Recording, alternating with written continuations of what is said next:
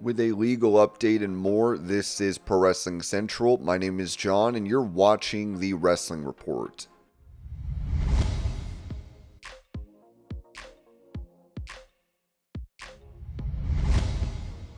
Taking to social media, KARRION KROSS mentioned why WWE veterans are frustrated with the rise of Logan Paul in the company. It's been brought to my attention that somebody in WWE thinks that his peers have a problem with his position in the company. He still doesn't get it. No one has a problem with his position. The problem is that for some people who have put 20, even 30 years in, they were told that there was a certain skill set that they had to acquire. Putting time in was going to equate to having very particular opportunities. Those opportunities don't seem to be available for those people now because they did not build a brand outside of the company. And for an extended period of time, no one was allowed to build a brand outside of a company. That's the issue. That's the problem. This person who believes that everyone has a problem with him, it's not about him.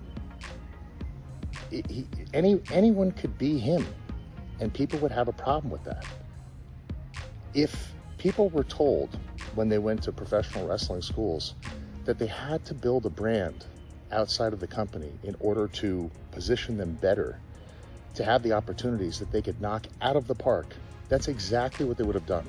Professional wrestlers, in my opinion, have the strongest and greatest work ethic in the world.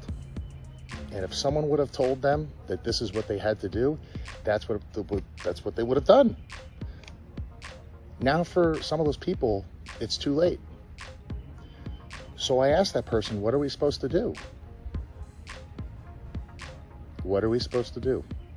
Are we just going to wipe out an entire group of performers that have been doing this for an extended period of time because it's impossible for them to catch up to that advantage?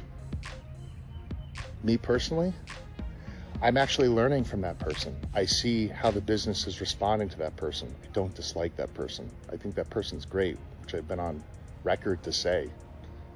I like that person. I think they're very cunning.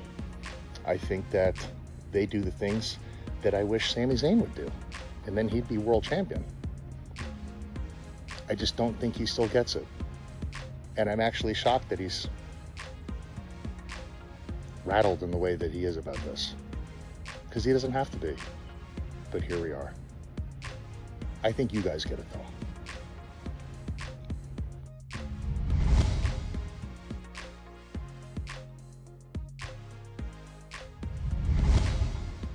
After undergoing a procedure for colon cancer, former WWE and current AEW commentator Jim Ross gave an update on his Grilling JR podcast. These surgeries are adding up, and I'm getting ready to throw in the white flag with it, but nonetheless, it's going to be alright. I'm learning a lot about things. I'm learning a lot about my body and about what it has. And it's like an old car. It's like an old car, Connie. I'm trying to still drive it and run it, and that's maybe one of my issues. The old car has run too long, too hard. So I was thinking I really slowed down after the surgery. Talked to the doctor, Chris. I'll try to really slow down when this is over and, make a few autograph appearances, which I love to do, and see what Tony's got, ready for me for AEW. I could still do my schedule I had, but I don't know if anybody else believes that. I believe it. So, I still would love to do the pay-per-views on AEW, but I don't know if Tony will want me on. I don't know.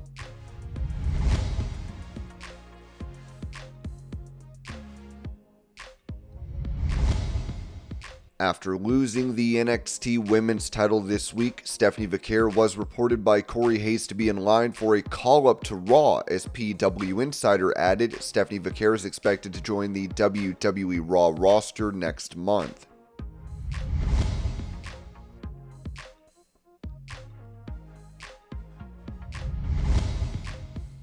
bringing up rumors of Vince McMahon allegedly wanting to buy WWE back. Jonathan Coachman noted on Behind the Turnbuckle, "I've been quoted a lot from this show the last week everywhere because I have conversations. People trust me. People call me. I talk to them because I don't treat this like the end-all be-all. And the one thing that I've yet to be wrong about, anything." And so now all of a sudden I'm getting all of these websites because I have educated views and I also have people that are tipping me off. Now, do I know 100% he's going to buy WWE? I know that he wants to. Vince Russo then said, "You know, Coach, ever since you've brought this up on this show, crazy things start going through my mind." What if Vince obviously knew what was coming down the pike? He obviously knew he was going to have to take a back seat, and he was going to have to take a back seat for a couple of years whether he liked it or not. What if he made the deal with Ari and TKO and they were the placeholder? You guys take care of this now. You make whatever you can make. You get X percentage. I get X percentage. And 3 years when this is all behind me, this is the price I pay you to get my baby back. Coachman added, that would explain them trying to make as much money now as they can. If Vince would have said, "You guys do whatever you want to do, you're going to get X percent of what you make," that would explain why we don't care about New Orleans. We're coming back to Vegas. Wow. My mind's now going in 1,000 different directions. Russo then noted, and for anybody that thinks this is too crazy, not only is this the wrestling business, we're talking about billions and billions and billions of dollars. And we're also talking about a TKO group that, if presented the right opportunity and said, "Hey, we can make this much in the next 5 to 10 years, they'll do it." And you're talking about perhaps the greatest worker in the history of the wrestling business, Vince McMahon. If anybody would have been able to draw this up, Coach, it would have been Vince. And Coachman said that could explain why a Bruce Pritchard is still there. That's why a Michael Hayes is still there. Could that explain a lot of that? That TKO is just the placeholder?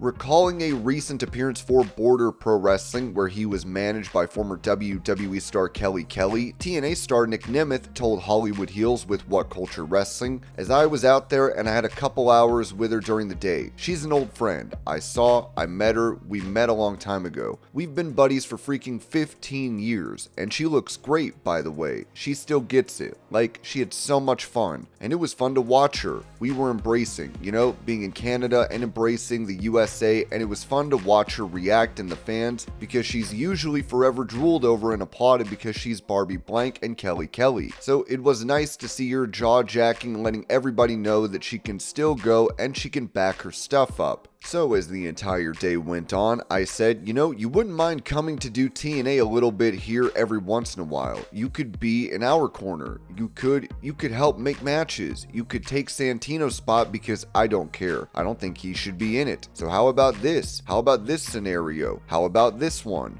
And then since I got home, I've been sending some texts like, "Give any thoughts to it? Maybe we can bring in, maybe." So I'm buttering her up as much as I can. She does not need to work. She's a mother. She's got it all figured out. She's done it. But I feel like I could see it in her eyes. She was having a lot of fun the other night. And maybe, just maybe, we could get her over to TNA. And it's just another sparkly diamond to put on that necklace to let everybody know, hey, come check this show out.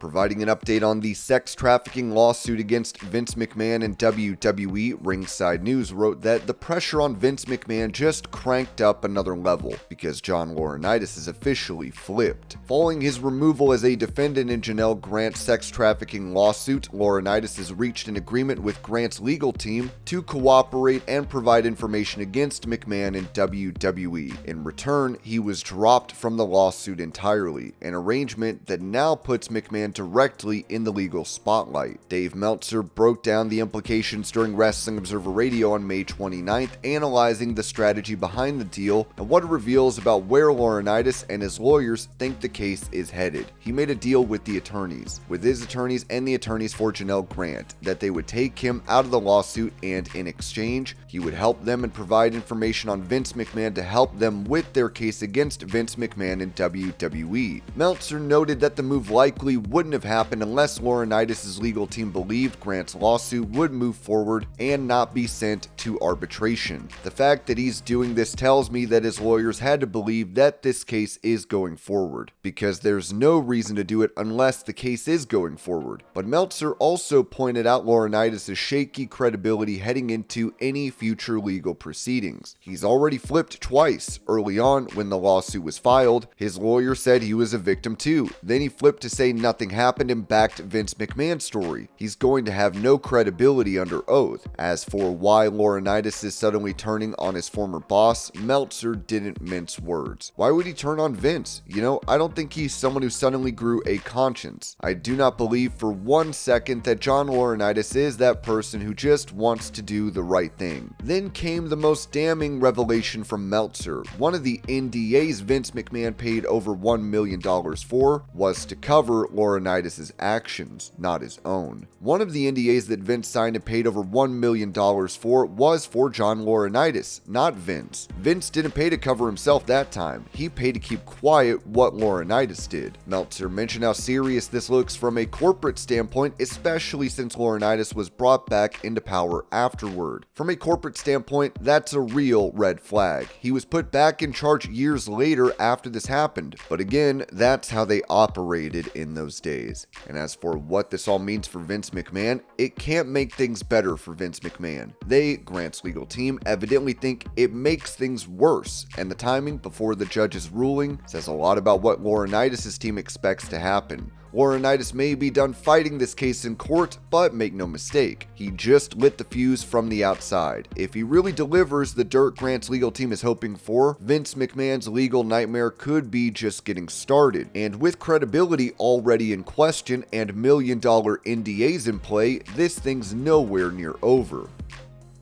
And this was your pro wrestling news update. I hope you're all having a great day. Thank you so much for watching, and I will see y'all later.